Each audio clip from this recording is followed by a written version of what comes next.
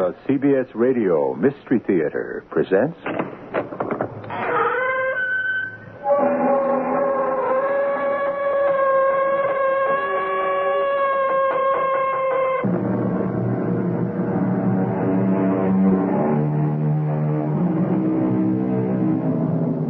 Come in.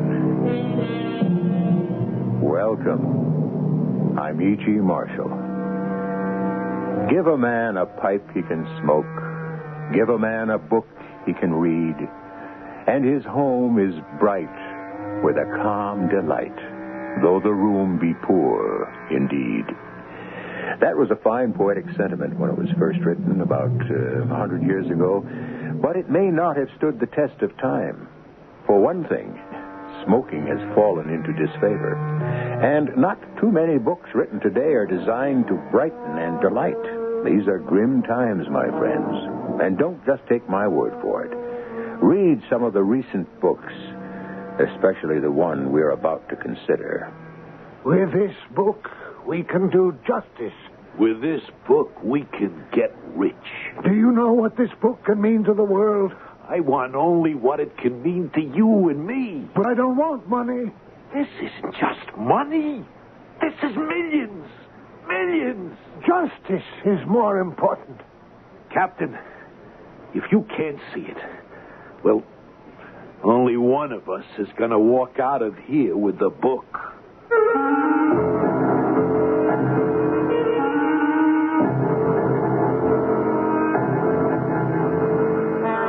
Our mystery drama, The Book of Abaca, was written especially for the Mystery Theater by Sam Dan and stars Alan Swift. It is sponsored in part by X-Lax and Buick Motor Division. I'll be back shortly with Act One.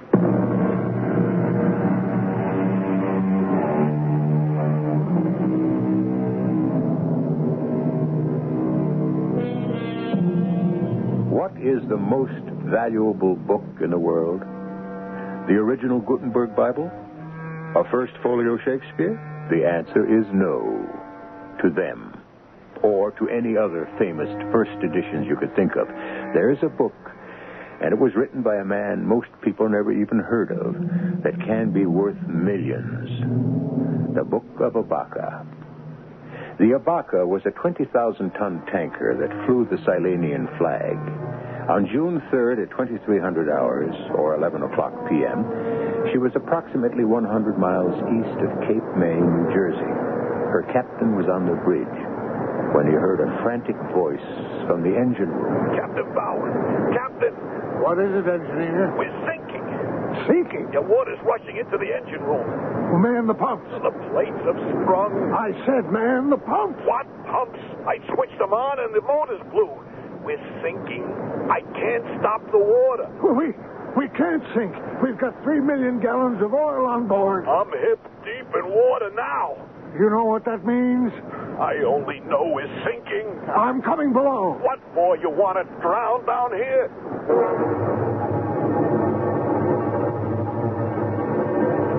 Every plate in the hull's beginning to buckle. This tub is gone. Do you know what this oil spill will do to the east coast of America? Captain, don't you realize it's over? Gone. I never lost a ship in my entire career. Captain, can't you understand? This one is gone. We'll be lucky to get out of her alive. All hands, prepare to abandon ship.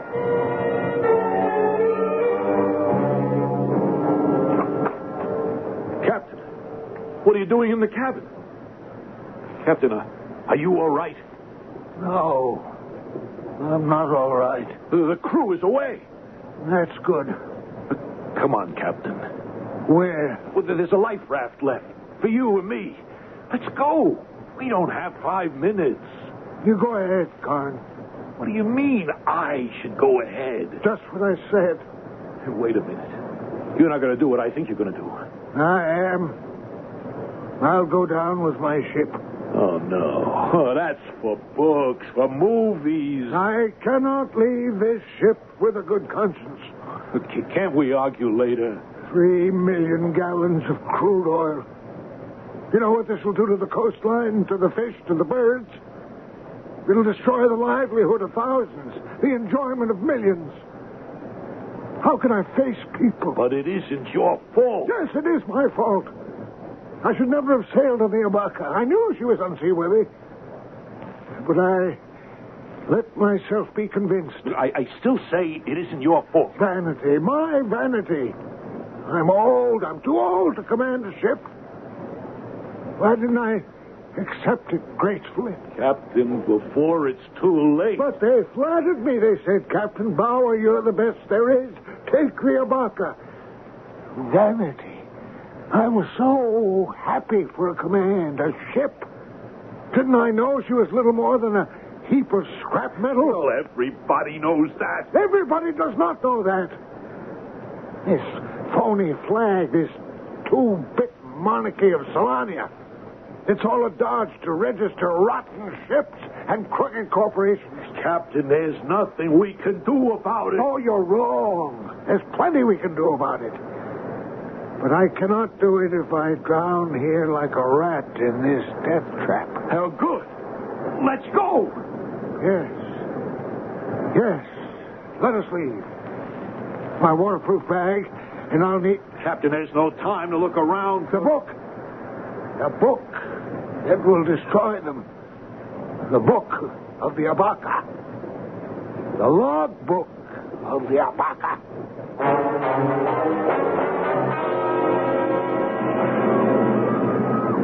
You all right, Captain? I'm all right. Well, the seas aren't too bad. We can stay afloat on this raft. We're bound to be picked up as soon as it gets light. Come on. Listen to me. Hey, sure, Captain. In this book. In this book. Captain, something wrong? I'm dying. Well, what's the matter? I don't know. I'm dying. You wrap yourself in this blanket. Won't help. Hold on, Captain. In a couple of hours, we're bound to be picked up. Come on. Now listen. Don't say anything. Just listen. The Terry Corporation. Yeah? The Terry Corporation, yeah. Okay. They own the Abaca. Yes, and 25 or 50 who knows how many other rotten, unseaworthy tubs. Don't get yourself excited. The Carrier Corporation. Bartholomew Carrier. Captain, you're just getting excited for nothing. No. It's for something. Bartholomew Carrier buys these unseaworthy hulks, and he... Captain, just take it easy, please. No, I don't have time. The Abaca should have been scrapped 20 years ago. Bartholomew Carrier will go down with the Abaca. This book, my logbook, will drown him. It will prove that he was negligent, that we were unfit to sail. But I'm going to die. Don't say that. I'm going to die of shame. You take this book and turn it over to the United States Coast Guard. You do that. Promise me. Promise? Yeah, Captain, I promise.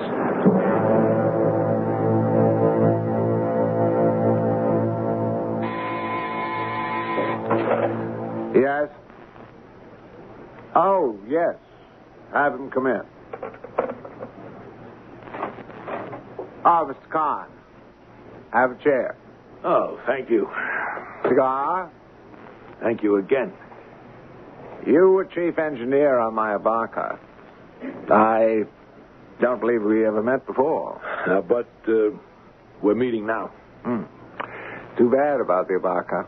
Yeah. Fine, trim ship. Was she? Well, wasn't she? She was a rusty old tub that could hardly keep afloat. How can you say that?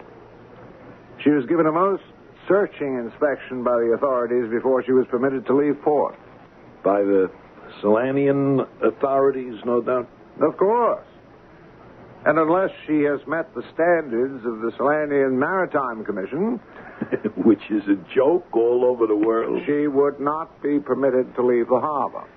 The only time one of your ships flying a Solanian flag is prevented from leaving a Solanian harbor is when you have failed to bribe the proper, or should I say, improper authorities. Now, see here, Mr. Kahn. Which hardly ever happens.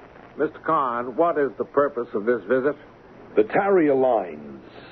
All those ships that fly the big red T under the Solanian flag, of course I should say alleged ships, because the Tarrier Line is little more than a floating scrap heap. A temporary floating heap. Mr. Kahn, I am a busy man, I know. But I am empowered to arrange matters for you to become a gentleman of leisure. I can retire you from business a hopeless bankrupt. I must ask you to come to the point. What was I doing on the Abaca? I'm a good engineer, but I'm a drunk.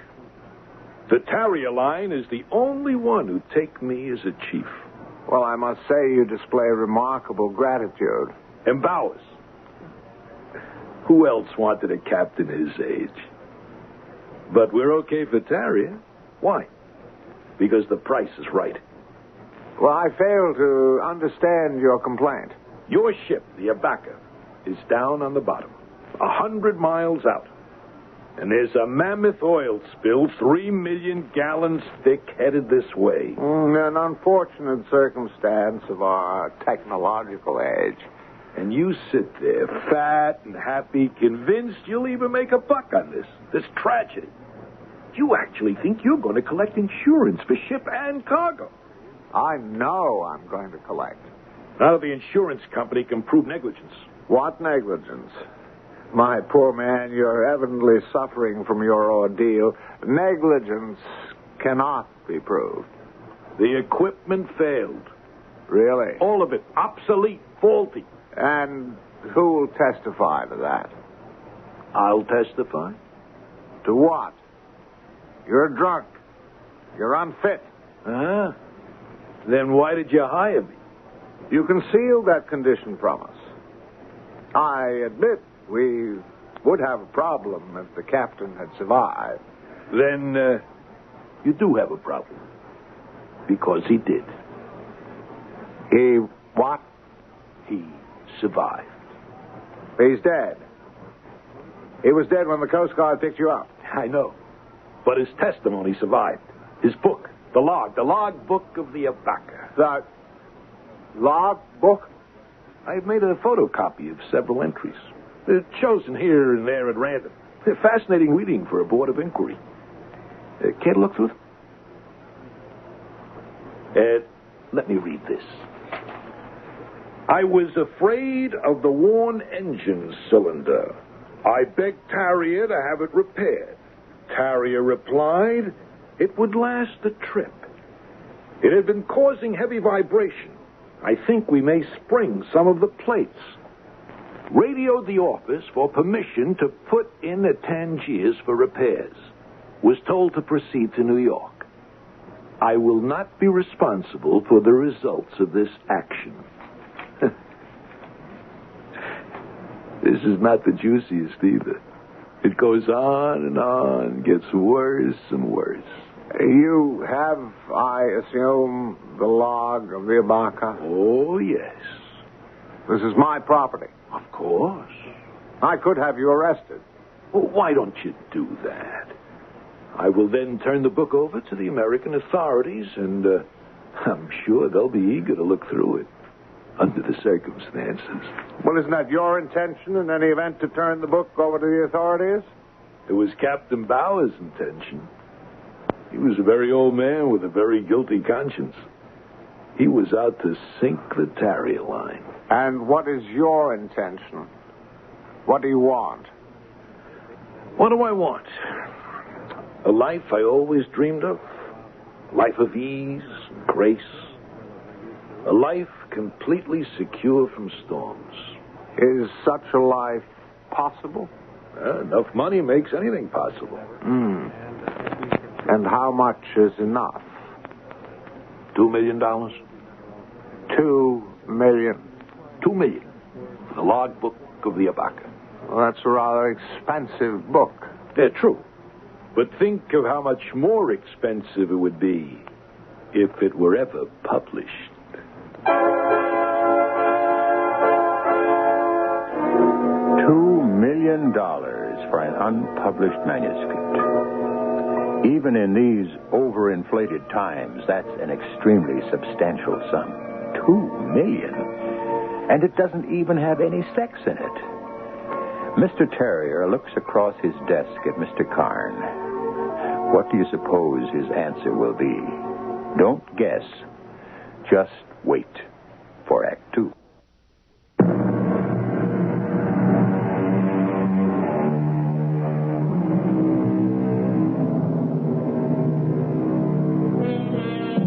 What are the wild waves saying?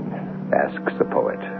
In our story, we have seen an oil tanker go down off the Jersey coast.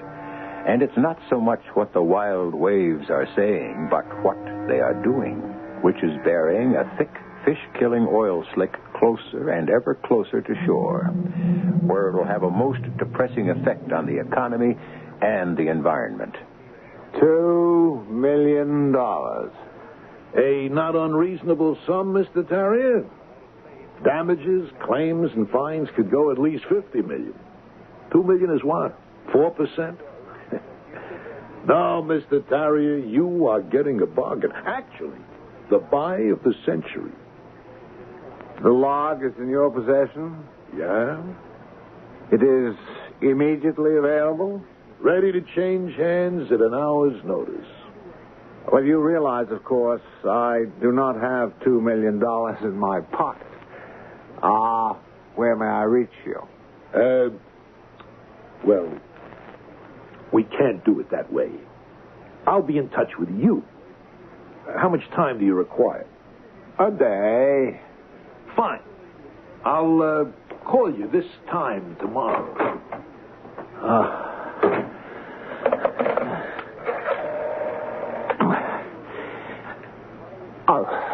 Cosmo. Is Roland about? Good. A man named Kahn. He's just left my office. He's 6 feet tall, thin, red hair. He should be headed for the elevators. Roland's to follow him, find out where he lives. Yes, right. I'll have other instructions for you later.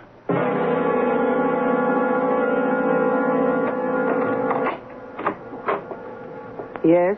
You got a Mr. Kahn living here? Kahn. No, I don't believe I rented a room to anyone named Kahn. Ernest L. Kahn. No, I don't have a roomer by that name. Let me ask you that again. A fellow 6 feet tall, thin, red hair. Oh, You gonna ask me who I am, huh? What do I want him, huh? Well, yes. Yeah, well, I'm used to questions like that. I'm from the FBI. Oh. And we have to talk to this man. Oh, well, of course. The FBI, that's different. Well, he answers that description. His name is Edwards. Edwards, huh? That's very significant. Arthur K. Edwards. That's got to be a full name. Oh, I knew there was something suspicious about that one the minute I laid eyes on him. Did you? Oh, yes. You don't fool Edna Miller. I'm an excellent judge of character. Yeah, sure. Well, now I got to see this fella. You better stay here. Oh, you mean he's dangerous? Nah, nothing like that. Just tell me what room he's in. Oh, well, number 6. It's up the stairs and first door on your right. Upstairs, all right. First door on the right. You'll see the number 6 on it. It's a very nice room, really. Yeah. Thanks, man. You better keep out of sight, huh? Oh, I will. I will.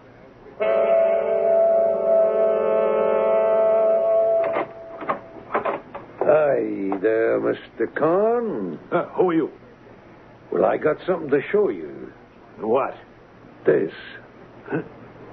This is a .45 caliber automatic pistol. Now, let's close the door. What do you want? Well, I'll tell you how it is. I'm an agent for a book collector. Oh, yeah, I see. Well, now that you see, we can save a lot of time. You hand over the book, and you're entitled to something for your trouble. My client's really a very big-hearted guy. He told me to give you $1,000. Oh, that's very generous. Sure, considering he don't have to give you nothing at all. And if I refuse? Come on, chump. This thing's too big for you. You knew how to handle yourself, you'd never get into a spot like this to begin with, so hand it over. But you don't think I keep it in a room, do you? I don't know. You're an amateur. Who could be dumb enough to do anything?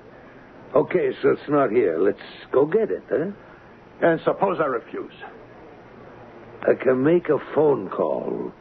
And in 5 minutes, I could get a guy up here, and before you know it, you'd be begging him to listen. Yeah, well, you can't threaten me. I've got the aces. Only I know where the book is. That proves how stupid you are. My client don't need the book. All he has to do is to make sure it never gets seen. If you had any brains, you'd have said, if anything ever happens to me, I'd arrange to have that book delivered to so-and-so. But you're an amateur. Come on. Get out of it while you're still alive. Well, what do you say? Well, listen, mister. Only a professional can make a killing. An amateur can only get killed. There. $1,000, and you're out of it. Okay. You win. Hand it over. Now you're talking. What the... Drop it, or I'll break your arm. Let go, I'll kill you. Yeah, you asked for it. Oh, I heard a shot. Out of my way. Help! Police! Murder! Help! Oh, police! Catch him! Hey, you there! Halt! Police officer, halt!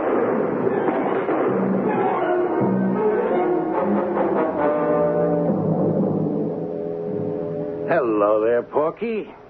Well, if it ain't Lieutenant Foster. How do you feel, Porky? Well, I wouldn't want to go dancing tonight, copper. Well, the doctor tells me you'll be okay. So, what do you want to talk about? Who was he, Porky? Who was who? The dead man. What dead man? Oh, the one you killed. Did I kill somebody? Hey, you want to play that game, huh? The name of that game, copper, is democracy. I didn't kill nobody unless and until a jury of my peers says so. Porky, we've got you nailed. You were running from the house with a smoking pistol. Your bullet killed him. The jury won't even have to leave the box. We could make a deal. A deal? Who bought you, Porky? And why? Hey, that's what you want to know. What do you give me? I can't promise anything. No? Well, I'll do it my way. I'll keep my mouth shut and trust my connections. Nothing helps when it's murder one. Yeah. Well, copper, you and me, we're small potatoes. We're just an extension of big haunches. You see what I mean? Now, my haunches knows how to put the heat on your haunches. You'll need a miracle to beat this one. That's just what my haunches are. They're in the miracle business.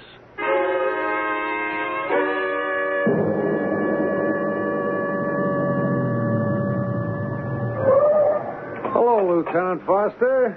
I'm Patrolman Leone. Oh, you're the cop who collared Porky Adams. Yes, sir. Well, that was a good job. What are you doing here? Well, the old dame, Mrs. Miller, owns the rooming house. Is she okay? Well, the doc says she's still in some kind of shock. Precinct assigned me to keep an eye on the place. Well, I came here to talk to her. Mrs. Miller? Who are you? I'm a police officer. If you're a policeman, why aren't you wearing a uniform? I'm a detective. I don't believe you.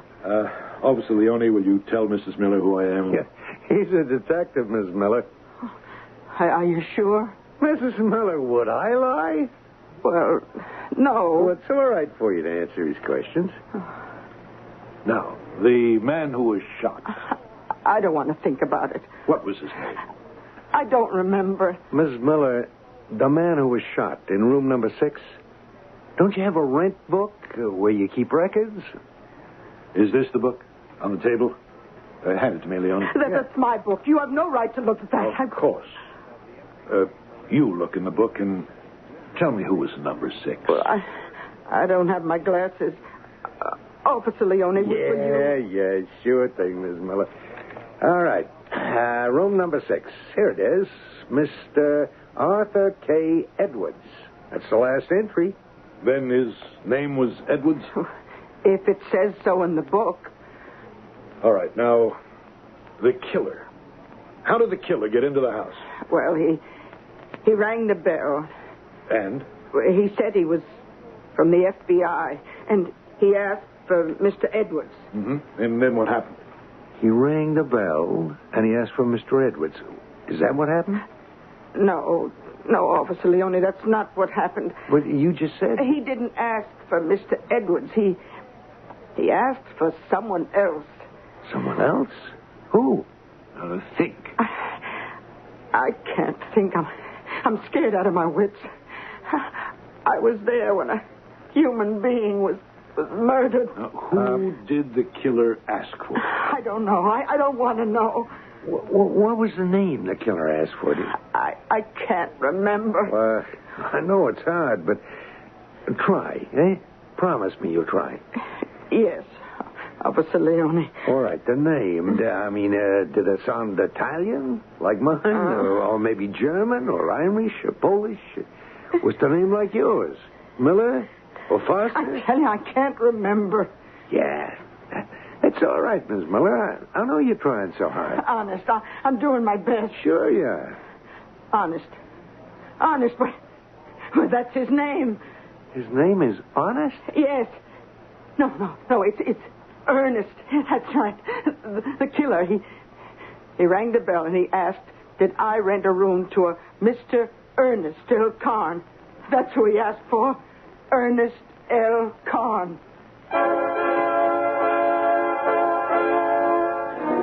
Well, what's in a name? Everything or nothing. It depends on whose name it is. For instance, Ernest L. Carn is, as we know, the name of the missing chief engineer of the wrecked tanker Abaca. But where will knowledge of that name take Lieutenant Foster?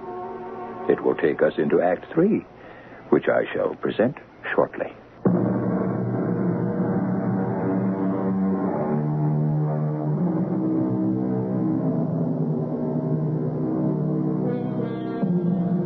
Not that we wish to seem profound, but any story, every story that deals with human beings is basically a story about mankind.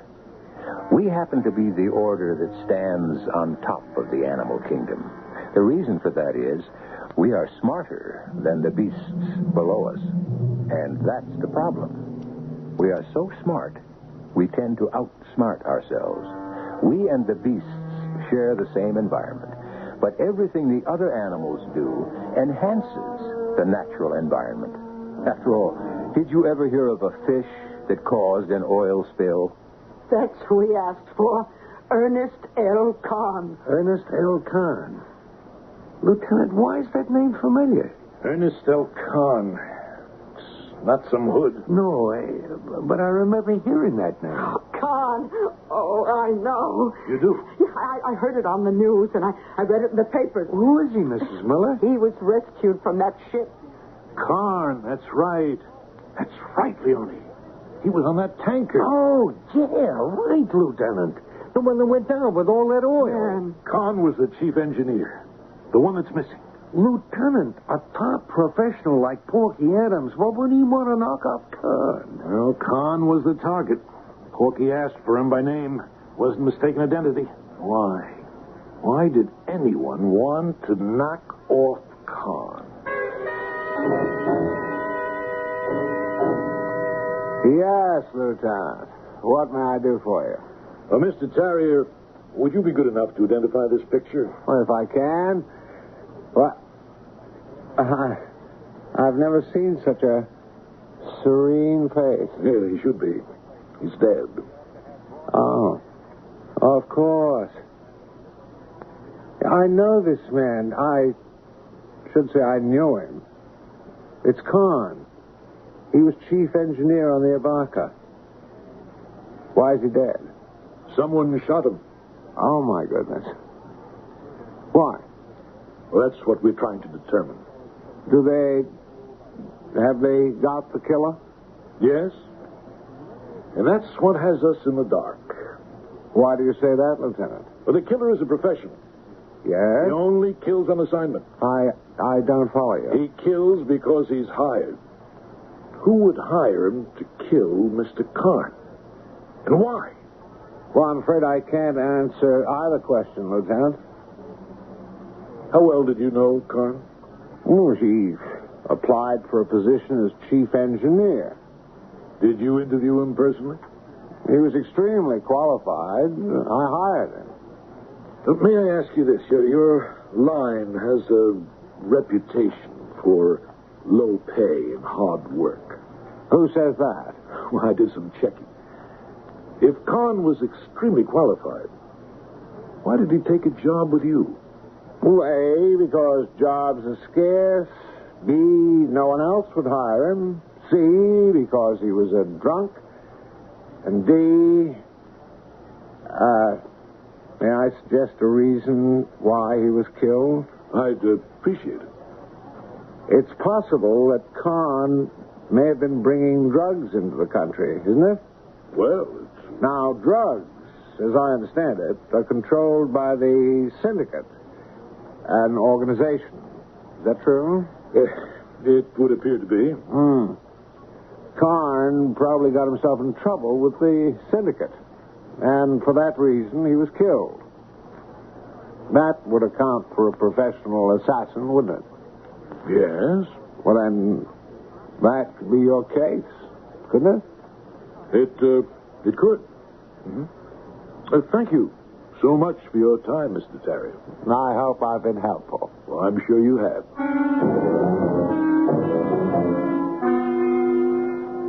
Lieutenant Foster, could I talk to you for a few minutes? Sure, Leone. Where are you on the Khan murder? Nowhere. Look, I've been doing some thinking, and do you want to hear this? Okay. Well, this oil tanker, the Abaca, now, it goes down. You know the kind of damage it's going to create. Mm-hmm. Now, the company that owns the boat is known as Hasselbach Outfit, right? Yeah. Maybe it's their fault she sank. If it is, you know what they can be hit for? So... Who can prove it's their fault? The two best people for that are gone. The captain dies at sea, and the chief engineer is assassinated. The Terrier Company is motive. Leone, that's one of those excellent theories. Looks good, sounds great. The problem is there's no proof. On the other hand... Yes, Lieutenant? It could be good enough to scare Porky Adams. Hey, Lieutenant. Nice of you to come to visit a sick friend. You're through, Porky. You're in this all by yourself. Ah, come on, Foster. You and me, we've been around long enough. Who was this guy they bought you to knock off? I don't know what you're talking about. His name was Khan. Ernest L. Khan, wasn't it? Well, this is your story, Lieutenant. You know who he was? No. Who was he? Chief engineer of that oil tanker that went down. Well, looks like he was unlucky all the way around, don't it? So you see, the connections are off. The fix is out. Oh, rave on, Foster, rave on. I'll tell you what the DA's got. Khan was ordered killed because he could prove that the tanker sank through company negligence. That's why a professional killer, Porky Adams, was employed. The way the public is up in arms about it. You think there can be a fix? All I gotta do is keep my mouth shut. And nobody's got nothing. Untrue. We've got you for murder. Murder 1. And the death penalty is back in style. Well, Porky? Now or later? Well, say, for the sake of argument. Yeah? What kind of a deal could I make? I can't promise anything, Porky. Sure, you have to say that. And what I'm going to say is just conversation. You see what I mean? Yeah? You can never prove I said it. This Terrier guy, he says to me, Con has a book. We need it. Here's his address. Go get it. Scare him. Promise him $1,000 for it. But if you have to, knock him off. What kind of a book is it, I ask? Con will know what you're talking about, Terrier says. So I go there, ready to deal one way or the other. When the chump tries to tangle with me, well, the rest you know. And you'll give that to the DA? In writing. Now, the DA has to sit down with my mouthpiece and work out the deal.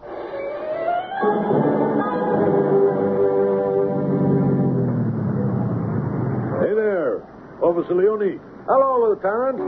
Oh, I thought I'd come by and tell you your days of walking a beat may be numbered. Well, I like being on the street. You might like being a detective better. When I wrote up the report, I said it was your lead. Well, thanks, Lieutenant. You know, Leone, I've been a cop 20 years, and this is the biggest thing I've ever had. It involves millions of people. It has to do with the whole country. Not everybody has a chance to do something like this. Something important. Yeah, that's how I feel, too. I want this guy Terrier to be bagged. I never felt this personal about anything in my life. Hi there, Mr. Adams, is it? That's me, Porky Adams. Who are you? I'm the new resident doctor. You must be an important man. I see there's a policeman at the door. Oh, yeah. I'm getting more important every day. And I should be honored that I've been chosen to give you a shot. A shot? What am I getting a shot for? Well, according to the chart, it's an antibiotic. You still have some traces of the infection from that gunshot wound. The surgeon wants it cleaned up. Will it hurt? Oh, come on, roll over. You won't feel a thing.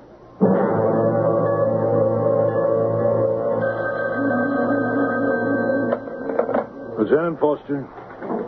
Yes, sir. Who? He what? What do you mean Porky Adams is dead? But at the hospital? Yeah, okay, I know. Right.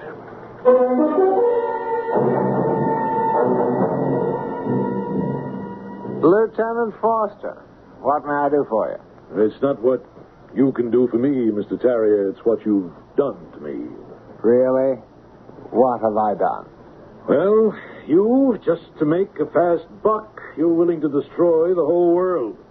I don't follow you. You had Porky Adams kill Ernest Conn. You can't prove that.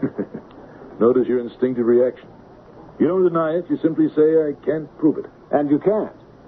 When you found out Porky was willing to talk, you arranged to have him murdered at the hospital.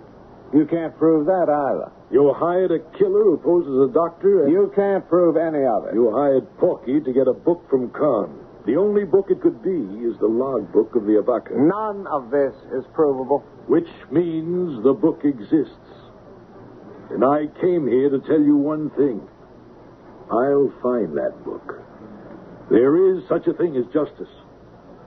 You won't be allowed to get away with it.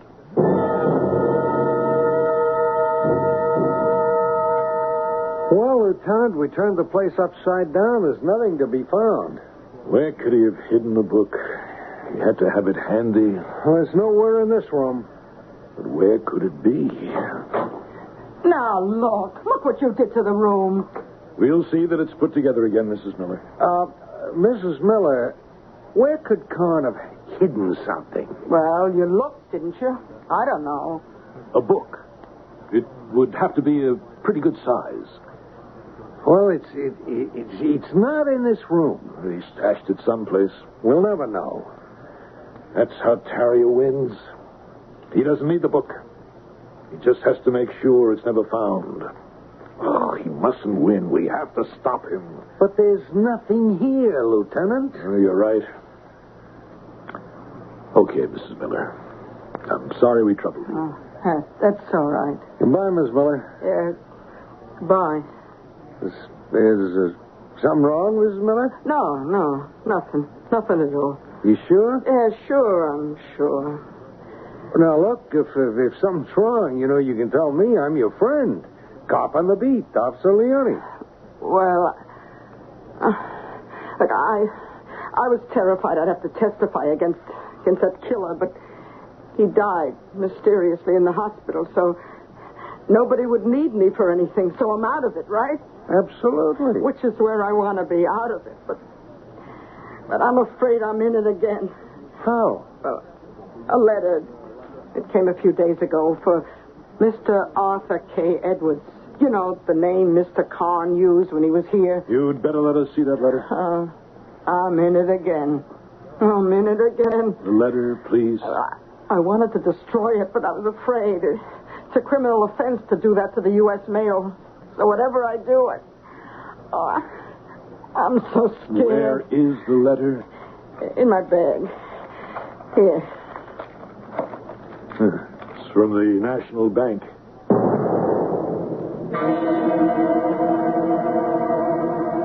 Miss Jones, I have a court order here to open the safety deposit box in the name of Arthur K. Edwards. Oh, yes, Lieutenant. I remember Mr. Edwards. He rented this box just about a week ago. Is he in trouble? He's dead. Oh. You say he just signed up for this box a week ago? Yeah, see? See, here it is on the card. This notice sent to his address says he owes a year's rental. Oh. Well, you know why that was sent out? It was a mistake on the part of the computer. Mistake? Yeah, 8787. This is the one. Yes, the computer is always fouling up on the billing. A lot of customers get mad. Oh, this is a big box. What did he keep in there, I wonder? What? It's a book. A leather-bound book. Well, what does it say?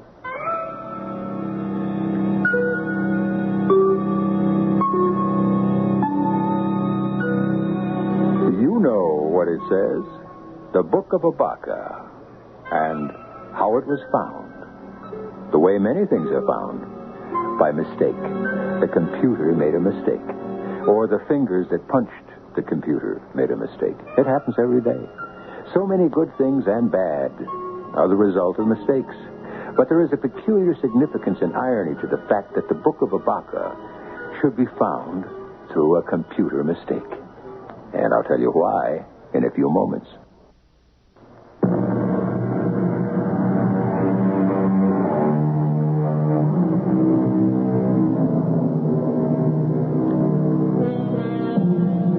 The Abaca.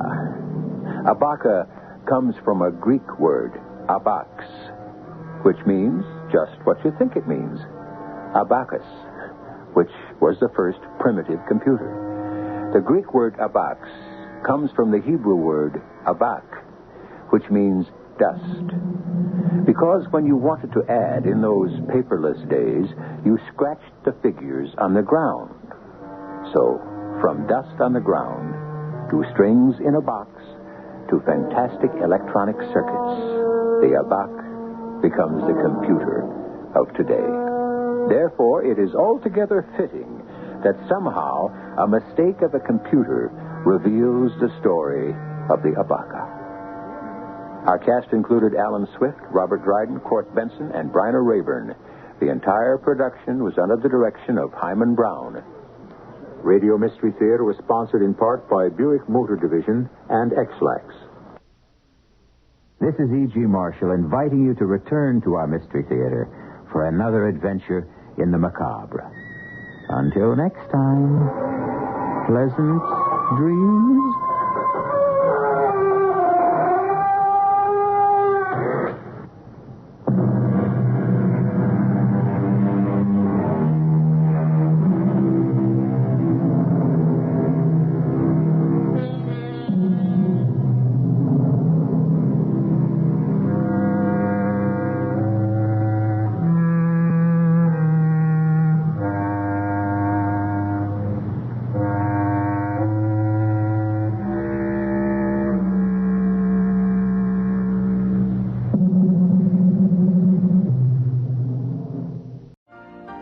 You've been listening to the OTR Gold Network.